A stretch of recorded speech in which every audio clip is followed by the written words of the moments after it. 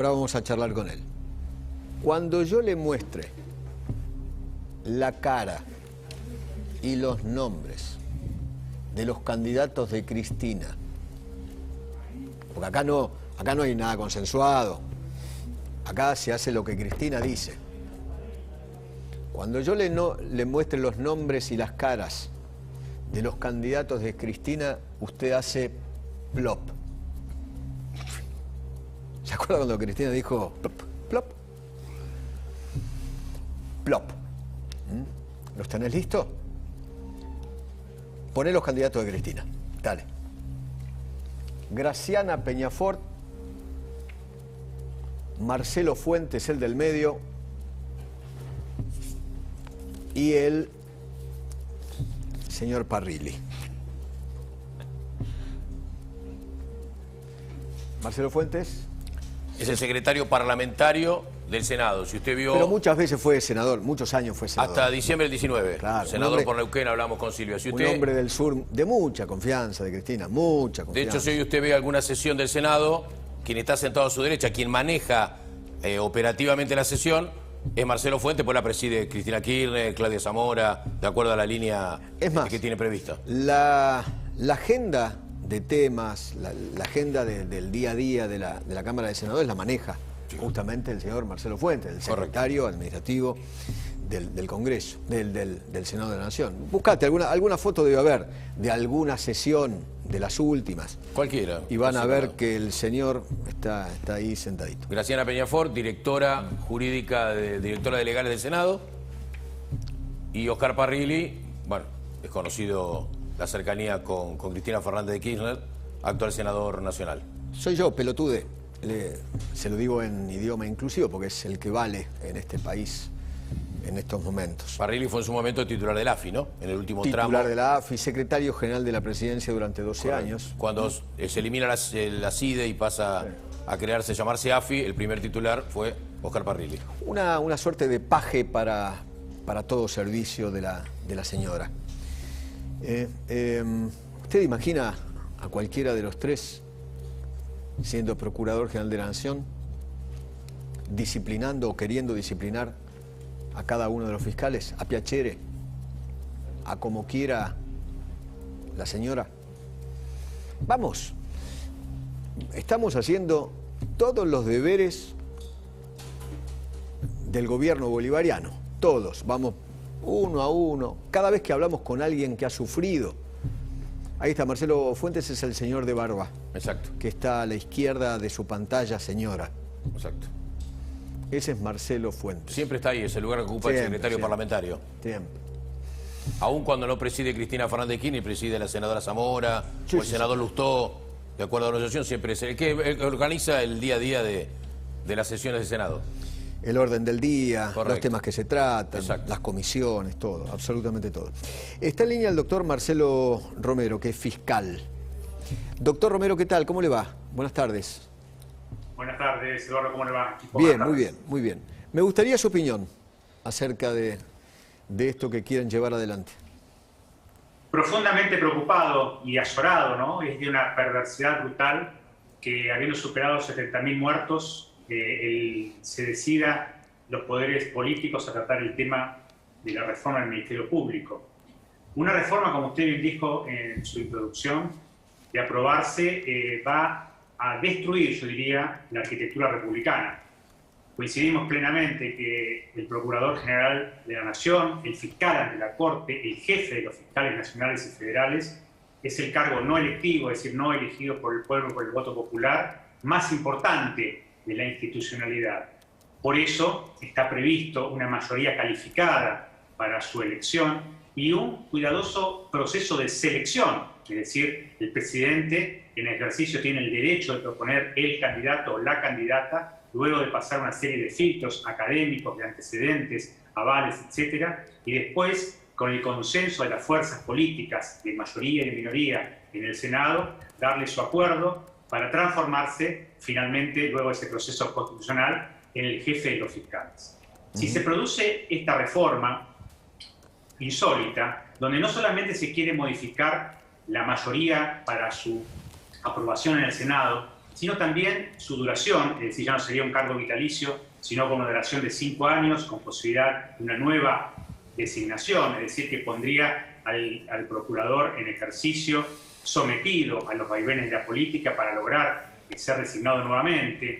Se piensa también modificar las mayorías para su destitución, es decir, que estaría condicionado y a su vez condicionaría a todos los fiscales sobre los cuales él ejerce su ministerio y su autoridad. Recordemos también, para la audiencia, que es un camino sin retorno la adopción del sistema acusatorio en el proceso penal. Es decir, que el fiscal va a ser el titular de la investigación, va a estar a cargo de la investigación, mientras que el juez se va a dedicar a controlar el cumplimiento de las garantías constitucionales. ¿Cómo funciona en la provincia de Buenos Aires y en otras provincias? O sea, los fiscales van a pasar a tener un poder omnímodo en la investigación. Van a ser los protagonistas. El poder se distribuye entre el fiscal y el juez. El juez no pierde su poder jurisdiccional, el fiscal no es juez, pero sí va a ser un protagonista excluyente de las investigaciones. Y el jefe de los fiscales, más poder todavía.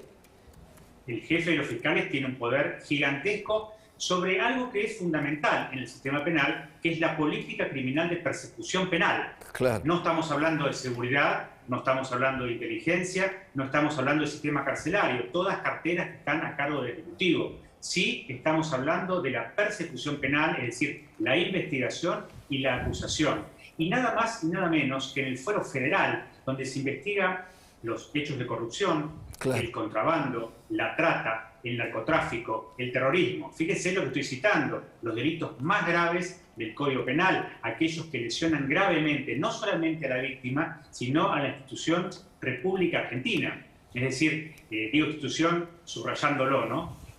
Son los delitos que agravian a toda la comunidad. No estamos hablando del robo, el hurto, la violación, que son delitos graves, por supuesto. Estamos hablando de delitos más graves que se puedan pensar, y van a ser los fiscales los que van a estar sometidos a un procurador o una procuradora completamente dependiente del Poder Ejecutivo de turno. Y no estoy hablando de este gobierno. Ese jefe de los fiscales podría llegar a apretar a los jueces para investigar o no investigar.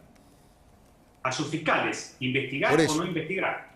Y eventualmente, siendo el fiscal ante la Corte, porque no nos tenemos que olvidar de su función principal, que es la de ser fiscal ante la Corte, la de desestimar cualquier acción que cualquier particular o institución pueda promover en contra del gobierno.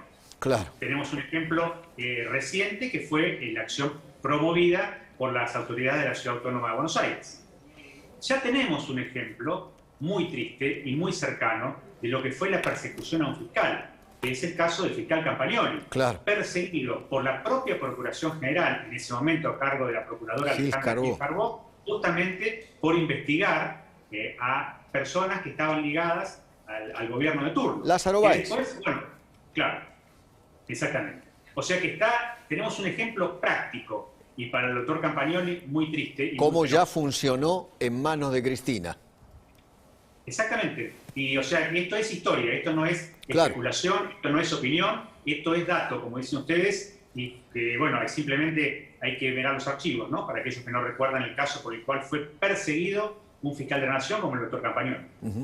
Doctor Romero, buenas tardes, ¿cómo le va? Gusto saludarlo. Hola, doctor, ¿cómo le va? Buenas tardes. Bien, del proyecto que fue aprobado en Senado y que ahora está discutiendo diputados, ¿cuáles son las cuestiones o las observaciones que usted tiene? Porque una de las cuestiones es la vigencia del plazo de mandato, 5 a 7 años, algo que en regla general estaría consensuado hasta con la Asociación de Fiscales.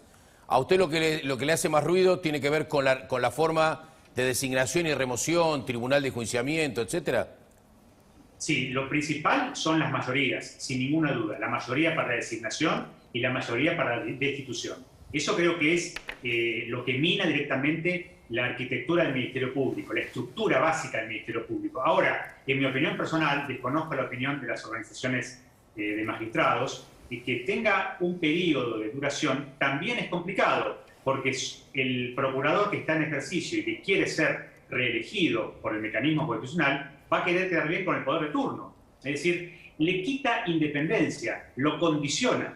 no es vitalicio porque se le da un premio a determinado jurista. Por algo es vitalicio, como por algo son vitalicios los magistrados judiciales en general, justamente para que duren el cargo mientras dure, valga la redundancia, su buena conducta y su salud mental. Yo creo que es de otras organizaciones, de otros sistemas, el cargo de un procurador general o fiscal nacional, como se dice, por ejemplo, en Chile, con duración. Pero tenemos que pensar en nuestra República Argentina, en todo lo que ustedes estuvieron referenciando en la introducción, todos esos manejos políticos. Fíjense ustedes que hay diputados que hasta hace una hora dijeron voy a votar, y como las encuestas de opinión, los sondeos de imagen y las redes sociales dicen lo contrario, ahora se les dice. Fíjense ustedes, si un procurador va a tener que estar sometido a estos vaivenes, ¿cuál va a ser su independencia? ¿Cuál va a ser su libertad para trabajar? Y pobre de los fiscales que estén bajo su autoridad, que van a estar sometidos justamente por vía indirecta a estos vaivenes de la política. Creo que aprobar esta ley sería letal para la República. No es exagerado lo que dijo Eduardo al principio, esto mina la arquitectura republicana. Es perverso que se trate en estos momentos, donde estamos hablando de 70.000 muertos, donde se están discutiendo nuevas medidas restrictivas, donde el comercio está destruido. No es necesario que yo repita todas estas cuestiones. En este momento se está discutiendo si se va a jugar la Copa América y si se va a modificar el Ministerio Público Fiscal. Absurdo. Gracias, fiscal. Muchísimas gracias. A ustedes, un placer. Gracias. Bueno, muy bien. Si querés, Eduardo, podemos repasar, para que le quede más claro a los televidentes, con unas placas que preparamos, cuáles son los principales puntos. Claro. ¿Qué es lo que se intenta modificar? Recordemos que lo que dice las claves de la reforma del Ministerio Público Fiscal. Esto fue ya aprobado en senadores en noviembre del 2020, en estas sesiones que había en forma virtual. Ahora resta la aprobación de diputados con las mayorías que recién bien vos describías. La primera es menos votos para nombrar procurador. ¿Por qué? Hoy se necesita las 2/3 partes del Senado. En el Senado el oficialismo tiene 40 votos, 41, debería tener 48, no llega a nombrarlo, intenta que sea por mayoría simple, con lo cual con mayoría simple, claramente de aprobarse esta ley, tendría los votos necesarios para designar al procurador que desee. Segundo tema, un procurador por 5 años. Yo se lo preguntaba esto al doctor Romero, porque recuerdo que hace unos años hubo un proyecto también del ex ministro de Justicia, Germán Garabano, que también hablaba sobre esto. O sea que va en línea con lo que se propuso anteriormente en acortar 5 o 7 años, acortar los mandatos con una posibilidad de una reelección. Esto es proyecto que guarda relación con el anterior. En tercer tema, cambia el tribunal que controla a los fiscales. Esto es algo que llama mucho la atención y que generó el rechazo de la Asociación de Magistrados y de la Asociación de Fiscales que preside Carlos Rívolo. ¿Por qué? Porque hoy la composición del tribunal de enjuiciamiento es una composición que según la mirada del Ministerio Público Fiscal es equilibrada. En cambio, la reforma apuntaría a que sean 7 los miembros, pero que 4 vengan de la política. Con el cual habría mayoría para más rápidamente suspender, remover, etcétera, a cualquiera de los fiscales. Siguiente punto, facilita la remoción de funcionarios. Esto tiene que ver con lo antes dicho en cuanto a la cantidad de votos. Fiscal que no me gusta, fiscal que lo saco, punto. Tengo la mayoría para poder, por lo menos, llevarlo, claro, llevarlo a enjuiciamiento. Claro. Anteúltimo punto, el Congreso designa al procurador interino. Esto dice que del momento que se aprueba la ley, por 6 meses se reserva en la comisión bicameral. Acá, en esto tendría mucho protagonismo la comisión bicameral, y entre ellas cosas la designación de un procurador interino. Automáticamente sancionarse la ley. Imaginemos que la ley sanciona, que los diputados estos que están, que sí, que no, lo explicó recién muy bien Silvia con Eduardo, imaginemos que levanta la mano y sale la ley. Automáticamente al día siguiente que se publica en el boletín oficial, cesa a Eduardo Casal y designan un procurador interino. ¿Por qué un procurador interino por 6 meses? Porque después tiene que elegir un pliego. Imaginemos que Marcelo Fuentes, llevarlo al Senado, por supuesto que tiene los votos, pero bueno, demora un tiempo la designación final. Y el último punto, una mayoría menos rigorosa para suspender los fiscales. Y a eso voy también, digamos. Esta es la preocupación mayor, la forma de designación y la forma de remoción. Porque ahí tendríamos una fragilidad, esta es la mirada de los fiscales, una fragilidad en cuanto a de qué manera suspenderlo o removerlo.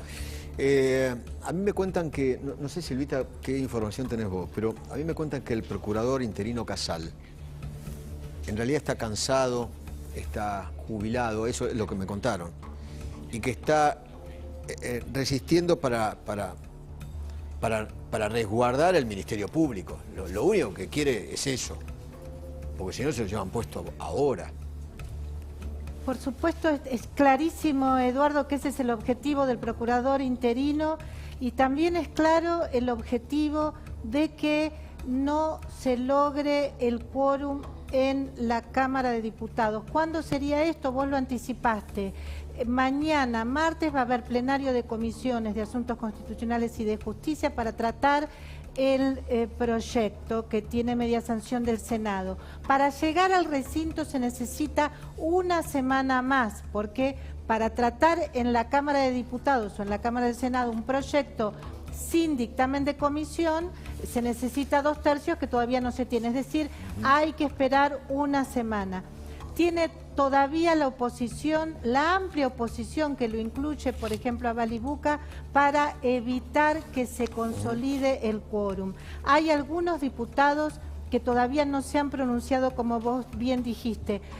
2 son de ex Juntos por el Cambio, que son Felipe Álvarez de La Rioja, un dirigente riojano que fue acercado por su militancia con el peronismo a través de Emilio Monzó, y Antonio Carambia. Son 2 diputados muy importantes, que es hermano de un intendente de Santa Cruz, que, bueno, los dos han dejado Juntos por el Cambio y han hecho un bloque propio. Muchas veces, Eduardo, estos 2 diputados, Felipe Álvarez y Carambia, votaron con el gobierno, casi siempre, diríamos. Y ese voto vale mucho, ¿no? Ese voto vale mucho. Cada uno vale mucho. Pero hoy es clave que se den cuenta, me parece que hay un trabajo muy importante político para hacer en la Cámara de Diputados, y de hecho, insisto con lo de Balibuca, si Balibuca ya se expresó del modo en que lo hizo, me parece que ya está muy complicado el gobierno, si no, no lo hubieran hecho. Bueno, hay otros casos también que los iremos analizando en la semana. Obviamente, Eduardo. obviamente.